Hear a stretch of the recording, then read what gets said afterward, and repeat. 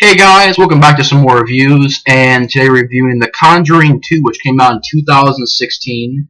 Gets a 8.2 on IMDb. And this is a film that got a lot of hype on Facebook. I remember a lot of people talking about this film on Facebook saying how, it was surprisingly really good and that it was actually a really creepy film. And I was not a fan of the original Conjuring film. I think I did a review for it back when it came out. And honestly, that was the last time I seen that film. And honestly, guys, I wasn't really too impressed with the original Conjuring. I don't know. I mean, maybe it had some decent acting from what I remember. I didn't really care about the family that much. That was in that film. I don't know. I mean, it just wasn't that impressive. I mean, people were making out to be the best horror film of the decade, the new age for horror films. And I was just watching. I was like, this is what people are calling the best horror film of the decade.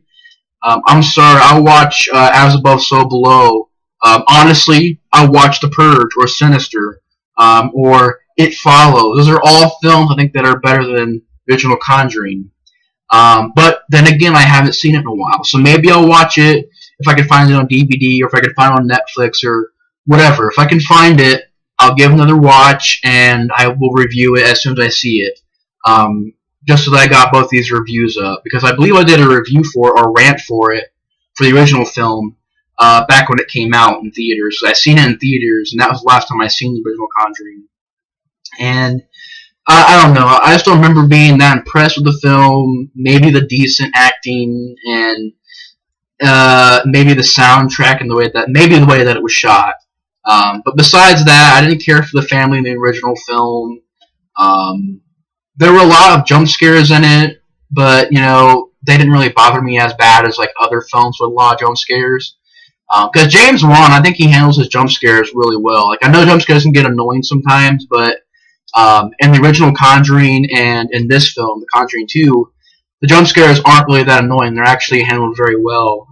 They add to the suspense, and it's weird because most time I hate jump scares, especially those jump scares that happen at the end of the film.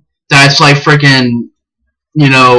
Every single horror film that comes out now has to have that jump scare at the end of the film, the last shot, and then a boom, like a cheesy-looking jump scare. The Gallows had it, Curse of Chucky had it, multiple films I've seen that have an ending where there's a boom, there's a jump scare, but it doesn't even scare you. So I'm like, it's pointless to do a jump scare if it's not going to scare you.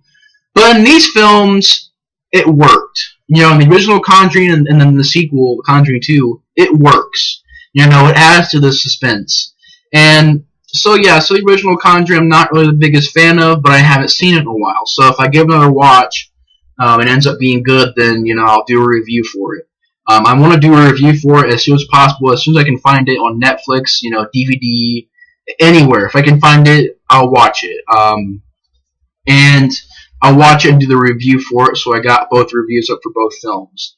But The Conjuring 2 was surprising. Like, I was going into this film, like, I wasn't going into it with a negative mind. I was saying to myself, like, okay, the first Conjuring wasn't that good. At least from what I remember, it wasn't that good.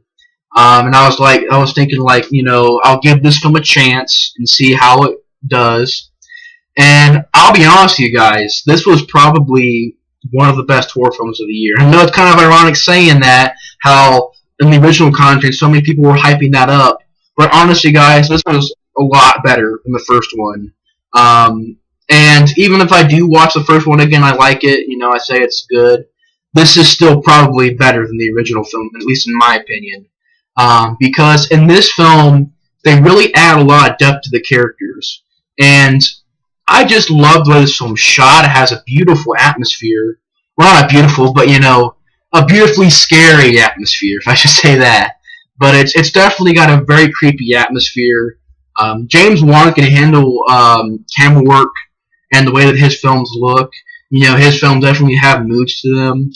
Saw, Dead Silence, Insidious films, even The Conjuring, they all have really good atmospheres to them. And that's one thing that James Wan can handle as well as, as camera work and atmosphere, because the atmosphere in this film is fantastic. Very, very dark and shady atmosphere. And also the characters are really well done. I enjoyed this family a little bit more than I enjoyed the family in the first film. Here, they give it a little bit more of, the mom is struggling, and, she's, she's barely scraping by, trying to support her kids. The kids in this one were all likable. They did a good job acting. You got this one kid that stutters. This one girl who the ghost ends up possessing. Well, I kind of just spoiled it, but I should probably put that in parentheses before the review. Spoiler alert. But if I forget by accident, somehow if I forget, then spoiler alert, guys. But the character, the one daughter who ends up getting possessed at the end of the film, and basically the one that gets targeted the most in this film by the ghost. Well, she's likable. She did a good job. And her sisters and the brothers. I mean, all the kids did a good job acting wise. They weren't annoying at all. So yeah, good characters, and the mom's a good character too. Well acted. And I enjoyed the investigators in this one a little bit more. You got Patrick Wilson and Vera Farmiga playing Ed Warren and Lorraine Warren. And honestly, in this film, it was done better. Like in the original film, I remember it being okay. They did an okay job in the last film, but in this film, it was really good. They had a lot of good chemistry between each other. You find out that the wife doesn't want to go on any more of these investigations, and this is sort of like, I guess you would say, their final case or something like that. Because, she doesn't want to go on these cases anymore because, she's afraid that the other investigator will die. The Ed Warren character, she thinks that he's going to die. She keeps having these visions about this creepy nun. It's got like a, I don't know, very, very scary and creepy looking face, and and there's just so many scenes in this film that I can remember more than the original Conjuring. Like, in my opinion, I enjoyed the scene where there's basically a painting that Ed Warren did on the wall of the nun. And this is so well done. It was just so scary and suspenseful, where there's a shadow that moves towards the picture, and then the picture just flies off the wall and knocks the Lorraine character over on these boxes, and then she asks for its name, and then the demon screams, and then she wakes up. That was just such a well done scene. I didn't really like the idea in the original film of how, what was that game? They clap. They clap, and then the ghost appears out of the closet and goes, and claps. It wasn't that well done in mine. I didn't really enjoy that. But here you got so many scenes that were just so well done. And the whole film has an eerie, energy to it, and, sort of an on the edge of your seat, biting your nails, sort of suspenseful feeling to the entire film. It's a tense film, and it's rated R, so you got a lot of intense stuff. I mean, you got the scene where the character, she has to tie her hand to her bed so that she doesn't sleepwalk. Well, she goes to the ground, pretty much, and she's on the ceiling, and then she gets it's a weird shot too, where she basically goes to the ceiling again and goes into her room, and while she's in there, she's locked in there, the door's chained shut, and you got that shot with all these crosses all over the walls, like the trailer showed you, where all the crosses just go upside down, and it was just it was crazy. It was a crazy scene. And the one thing I guess about the original Conjuring is at the end of the film had a great finale. The original film had a great finale, ghost mayhem, throwing furniture everywhere. But this right here was taking that ending and pretty much putting it through the movie. Not really a lot of physical damage, but the ghost is it's one of those ghosts. It's one of those very few ghost movies that doesn't take the typical angle of the ghost only acts up when the family's there, but whenever somebody else comes there, it doesn't act up. Because if you notice, a lot of these supernatural films that come out now, they do the whole supernatural activity only when they're in the house, and then when they get a priest to come over or they get somebody to come over, nothing happens. Thus, you got that. Sometimes if it's well done, suspenseful thing of nobody else believes these people, so they got to solve it themselves. Um, and some people don't believe these people in this movie, but this ghost is a very active ghost. I mean, it doesn't care who it is. You know, you got reporters coming into the house. You got just multiple people coming in the house and asking for a sign, and all kinds of crazy stuff happens. They're hearing footsteps, hearing these really creepy noises. The daughter's getting possessed. A lot of crazy stuff. And in this film, I mean, it's just well shot. I really enjoyed the score. The jump scares actually add to the film. It's extremely suspenseful, and in my opinion, this was just such a well-made movie. And I used to hate the original Conjuring, which I possibly still could. If I watched it again, I was like, this isn't scary. But I could watch that film again and, think it's good. But this film, hands down, is much better than the original film.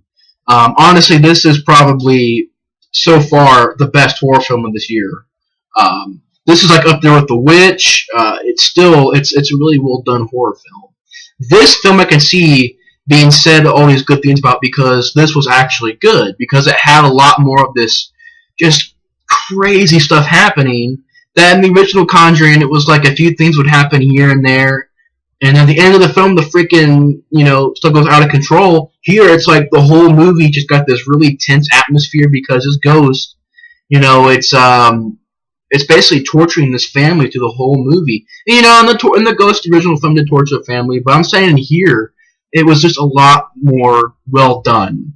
And I really enjoyed the characters in this film. They did all good, as far as acting goes. The film has an atmosphere to it. It's very eerie, very on the edge of your seat, very suspenseful atmosphere, very, very tense atmosphere. And a lot of stuff happens in this film. I mean, you got, basically the girls having, because basically towards the end of the film, Ed gets trapped inside the house by himself with a possessed daughter. And of course, the Lorraine kid's like, don't go in there, you're going to die. And basically, Ed goes, he has to help the family. So he goes in the room, and then Lorraine comes in. They knock on the door in the backyard, and they get in the house, and she goes upstairs. You think that Ed Warren's gonna die. She ends up, saying the demon's real name, which causes the demon to go away, and she tells her to go back to hell. The demon goes away. She ends up saving Ed Warren and the daughter, and that's pretty much the end of the film. And I just really enjoyed this film. I mean, it's 2 hours and 14 minutes, but honestly, it doesn't feel like that. That's another big problem with the original film, is that it freaking took forever for it to end. The original film, if it has a shorter pace, or if it has a shorter runtime, well, it does. It has an hour and 52 minutes, but still, it still felt long. The original film felt like it took forever to get over with. But in this one, it didn't bother me at all. In this film, the pace felt, even though it's a long film, it still didn't feel like it took forever. A decent pace, actually a really well done pace. Acting is great. You got these great moments in the film that are actually memorable, and things that stand out. The Crooked Man, sort of this rhyme these kids, know about. Really creepy character where you think it's a dog, and then it just sort of forms into the Crooked Man. He chases people around and stuff like that. That's creepy. Just a lot of creepy stuff. There's a scene where this girl has to have water in her mouth. And so that basically she's not faking the voice. So they make her have water in her mouth, and, they turn around, and then the ghost starts speaking. And then there's actually a twist in this film where you find this ghost isn't just your typical ghost. This ghost is actually being controlled by the demon. Basically this demon is using the Crooked Man and this original ghost as a cover. And basically this demon is torturing this family. So I really enjoyed that. The film was really well done, and I honestly am much more of a fan of this film than I am of the original Conjuring. But then again, I could watch the original Conjuring, and think it's really good. So, so The Conjuring 2, I really enjoyed it. Definitely one of the best films of the year, one of the best horror films of the year. And honestly, it's well done. I really enjoyed it. And I will pick it up on Blu-ray when it comes out. So, guys, thanks for watching my review of The Conjuring 2. And I'll see you guys on the next review. Bye, guys.